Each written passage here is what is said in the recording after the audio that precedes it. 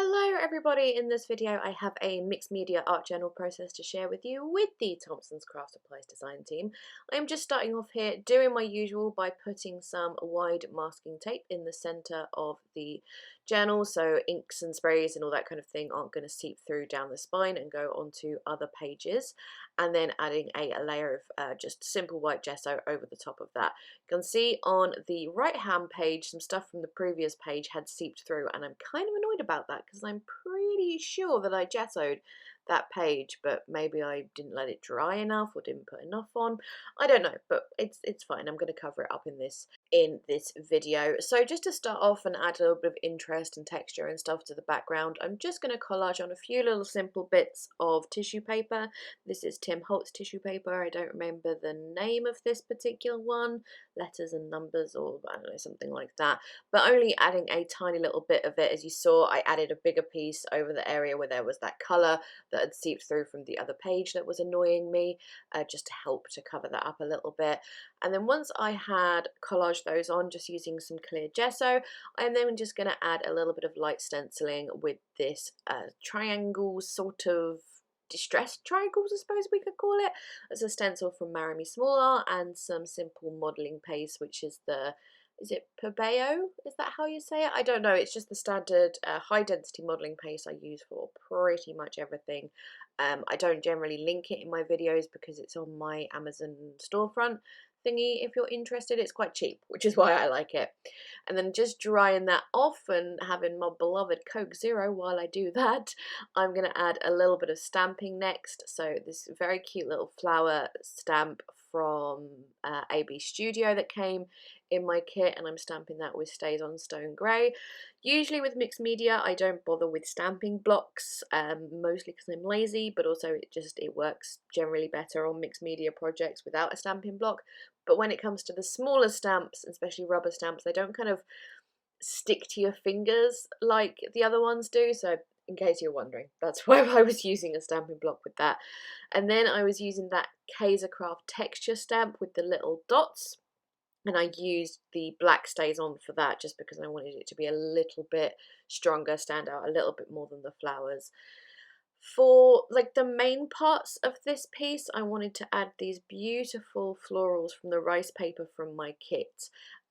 To cut these out, for want of a better phrase, I use an aqua brush to sort of paint water around the area, and then it makes it much easier to rip, just like the rice paper just pulls away from it. Sometimes I don't bother doing that, but when it's more intricate designs like this, that's when I get the aqua brush out to do that, or the water brush. You can fussy cut them, obviously. I just prefer to rip them just because I think you get a much softer effect. Just looks generally nicer. They blend in better with your background with a ripped edge. But obviously that's just very much a personal preference thing. If you're not fussed about the soft edges and stuff, then by all means fussy cut. It probably is slightly easier. And obviously if you don't have a water brush, then you can just dip a paintbrush in water and get exactly the same effect. I'd also done a couple of smaller flowers just to collage those on as well, again using the clear gesso that I used before. I had fussy cut a couple of pieces from the AB Studio Carry Me Softly papers that were slowly. It's called Carry Me Slowly.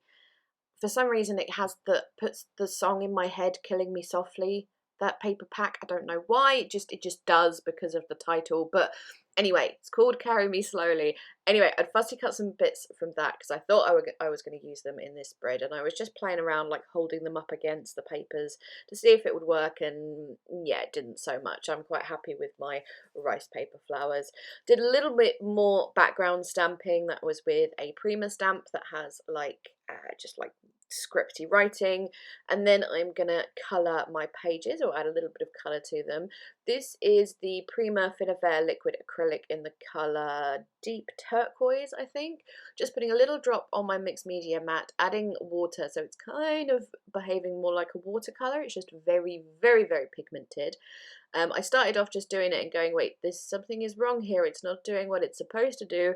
Then I realised I hadn't put water on my paper. Supposed to do that first, so that's what I'm doing, spraying some water over the stenciled areas, and just adding bits of colour here and there, kind of letting them move around how they want to. but at the same time I'm also using my brush to control it a little bit and using a baby wipe to mop up any like overly drippy bits that I really didn't want to be on there. And yeah, just adding like more in certain places, taking it away in a couple of places again with the baby wipe where I wasn't so fond of it. And then once that was dry, I don't know, I just didn't feel very happy because the colour was quite flat because I'd only used that one colour. So I thought, let's bring in another one. So I do have one more of the liquid acrylics, which is in the colour ultramarine. So same sort of colour family, just a little bit darker, more of a true sort of royal blue. So I went and added little bits of that in as well. Although I think at this point I'm maybe still on the turquoise. Yes, so here I am with the ultramarine, just going to add, yeah, just a little bit more colour depth by adding those little bits here and there. When it dried, it wasn't nearly as dark, so I am going to go back and do something else slightly later on, but yeah, I just prefer that. As I said, there's more colour depth going on, and yeah, there are on the page, you can see there's some little flowers I had while I was waiting for some footage to render on my computer. I was just playing around with some more fussy cut bits and thought, oh, maybe I can get those to work, but I think I could have got away with it if I really wanted to, but I think that would have just overcomplicated things, like just adding too much. And I'm a nightmare for always adding too much to my art journal pages. So I was like, just don't, Grace. You really don't need those flowers. Take them away.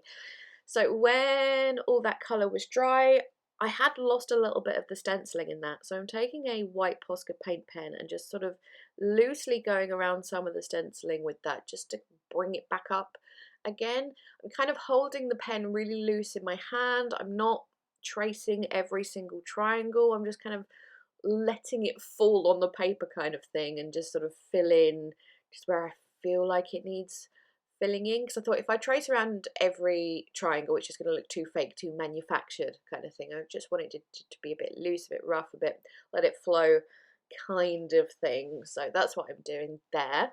Then I needed some sort of focal point because the way I'd coloured everything, I'd sort of lost the focal point with the flowers, the big thing of rice paper flowers.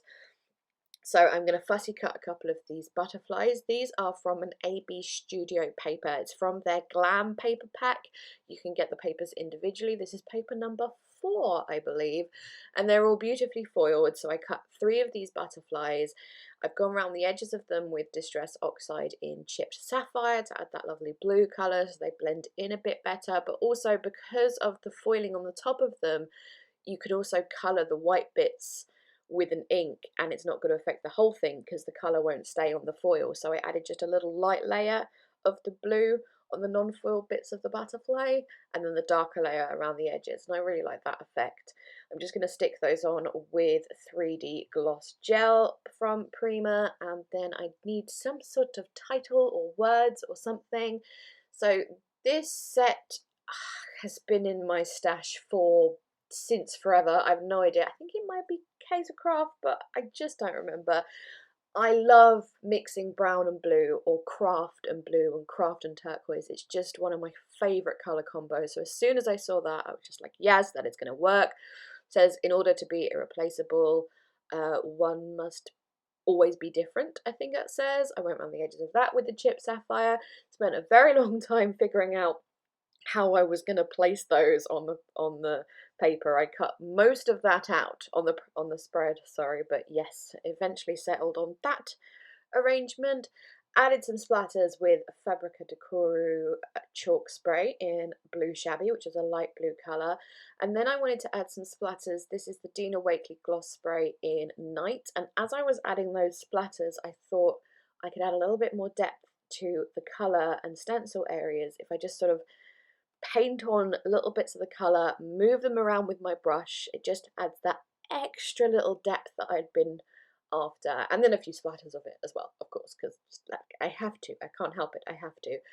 And with that, there is the finished spread. So thank you so much for watching. As always, links in the description box to Thompson's craft supplies, as well as other items that I used, and the corresponding blog post if you want a better look at pictures and other links and stuff like that. That is going to be it from me. Thank you so much again. Please leave me a thumbs up. Chat to me down in the comments. I am going to go. Thank you again. Bye bye.